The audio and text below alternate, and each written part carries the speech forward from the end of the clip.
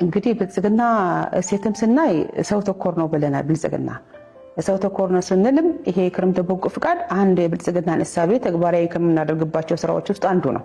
የዘንድሮው ክረምት በጎ ፍቃድ ስራም ላይ በፊት እንደነበረው ወጣቱን፣ ሰፊው ማህበረሰብ፣ ህፃናትን፣ ሴቶችን፣ የክልሉን ባለሀብት፣ ባለድርሻ አካላትን፣ ተቋማትን ሁሉንም ለማሳተፍ ታቅዷል።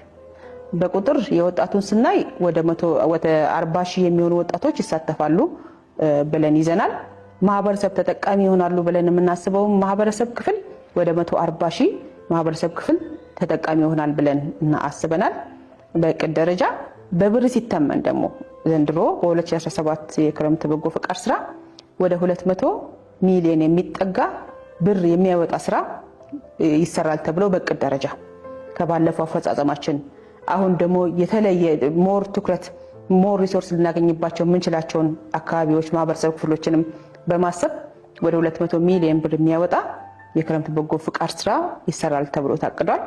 ይሄም እንግዲህ ይሄንን ስናደርግ በክልላችን ያለውን ማህበረሰብ፣ ባለሀብት፣ ተቋማት፣ ለጋሽ ድርጅቶች እንዲሁም የተለያዩ አደራጅቶች ለምሳሌ እድር፣ አፎሻ፣ ቀበሌዎች በየአካባቢያቸው እያንዳንዱ ያለ ህብረተሰብ አጠገቡ ያለውን ችግር ያለበትን ሰው እንዲደግፍ ከማድረግ አንጻር በተለየ አይነት አካሄድ ልንሰራበት ያሰብናቸው ስራዎች አሉ።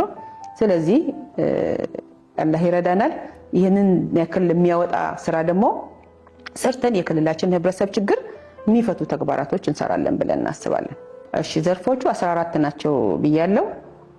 የመጀመሪያው የአቅመ ደካማ ቤት እድሳት እና እድሳት ወይም ግንባታም ሊሆን ይችላል። ሁለተኛው የአካል ብቃት እንቅስቃሴ፣ የአረንጓዴ አሻራ አንዱ የክረምት በጎ ፍቃድ ስራ ነው። ዘንድሮ በክልላችን የግብርና ቢሮ በኩል የተሰጠው መግለጫ 2.5 ሚሊዮን የሚሆኑ ችግኞችን ለመትከል ታቅዷል እንደ ክልል። ስለዚህ ይሄንን አጠቃላይ ማህበረሰቡን ወጣቱን በማሳተፍ የምንተገብራቸው ይሆናል።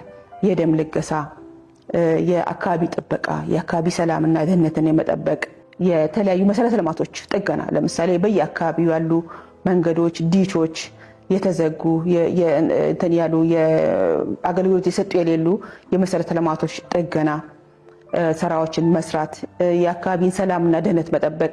የክረምት አንዱ ደግሞ ዋነኛው የትምህርት ቁሳቁስ ድጋፍ ለ2018 ትምህርት ዝግጁ ለሆኑ ተማሪዎች ትምህርት ከመጀመሩ በፊት የትምህርት ቁሳቁስ ከተለያዩ አካላት በመሰብሰብ ለእያንዳንዱ ተማሪ አቅመ ደካማ ለሆነው ትምህርት ሳይከፈት በፊት የሚያስፈልገውን የትምህርት ቁሳቁስ ዩኒፎርም፣ ቦርሳ፣ ደብተር ድረስ አሰባስቦ ማድረስም አንዱ ተግባር ነው ማለት ነው። ስለዚህ እነዚህን 14 ድረስ የሚሆኑ ተግባራቶችን ያካተተ የክረምት በጎ ፍቃድ ስራዎችን በማቀድ ወደ ስራ የገባንበት ሁኔታ አለ። በጎ ፍቃድ ስራ ሲባል ክረምት ላይ በጣም ኢንቴንሲቭሊ ይሰራል እንጂ አመቱን ሙሉም አለ። የበጎ ክረምትና በጋ ተብሎ ይከፈላል። በበጋ ወቅትም ስራው ይቀጥላል ማለት ነው። አንዱም ተጨማሪ ማዕድ ማጋራትም አንዱ የክረምት በጎ ፍቃድ አንዱ ስራችን ነው። እንግዲህ የተለያዩ ማህበረሰብ ክፍሎቻችንን የአቅመ ደካማ የኑሮ ጫና ያለባቸው ሰዎችን የተለያዩ ማዕድ ማጋራት ስራዎችን በመስራት የህብረተሰባችንን ችግር የምንፈታባቸው ስራዎች ላይ በቅርቡም የብልጽግና ፓርቲ በሁለተኛው መደበኛው ጉባኤ ላይ ካስተላለፋቸው አንዱ ውሳኔዎች መካከል የክረምት በጎ ፍቃድ የህብረተሰቦችን ኑሮ ችግር መፍታት ብቻ ሳይሆን ቀጣይነት ያለው ኢኮኖሚያዊ የኑሮ ሁኔታው ኢኮኖሚ የተሻሻለበት ሁኔታዎች ላይ ተጠናክሮ ይሰራል የሚል አንድ ነጥብ ውስጥ አለ። እሱ ምንድነው? ቅድም እንዳልኩት ቤት ችግር ከነበረበት፣ የትምህርት ቁሳቁስ ችግር ከነበረበት ያም ብቻ መፍታት አይደለም። ያ ቤተሰብ በቀጣይ ራሱን ድጎማ ሳይፈልግ ቤተሰቡን ማስተዳደር በሚችልበት የራሱን ገቢ ማመንጨት የሚችልበት የተለያዩ ስራዎች ውስጥ መሰማራት የሚችልበትን አማራጮች በማመቻቸት ወደ ስራ ማስገባት በቀጣይ ከራሱ አልፎ ሌላን ዜጋ የሚረዳ ማህበረሰብ እንዲሆን ከማድረግ አንፃር ትኩረት ተሰጥቶ የሚሰራ ይሆናል። በመጨረሻው ማስተላለፈው እንግዲህ በባለፈውም የክረምት በጎ ፍቃድ ስራ ውስጥ ለተባበሩ አስተዋጽኦ ላደረጉ ለክልላችን ወጣት ማህበረሰብ፣ ሴክተር ተቋማት፣ አልሚ ድርጅቶች እንዲሁም ሁሉም ማህበረሰብ ልባዊ ምስጋናን አደርሳለሁ። በባለፈው ዓመት በሰራነው ስራ በበጋው ወቅት ይሰራ ለነበረው ስራ ምስጋና ያደርሳለሁ። በዘንድሮም በ2017 የክረምት በጎ ፍቃድ ስራ የክልላችን ማህበረሰብ አቅመ ደካማ የሆኑትን የተለያዩ ማህበራዊ ችግር ውስጥ የተጋለጡ ሰዎችን ከችግር እናውጣ፣ አብረን እንሆን።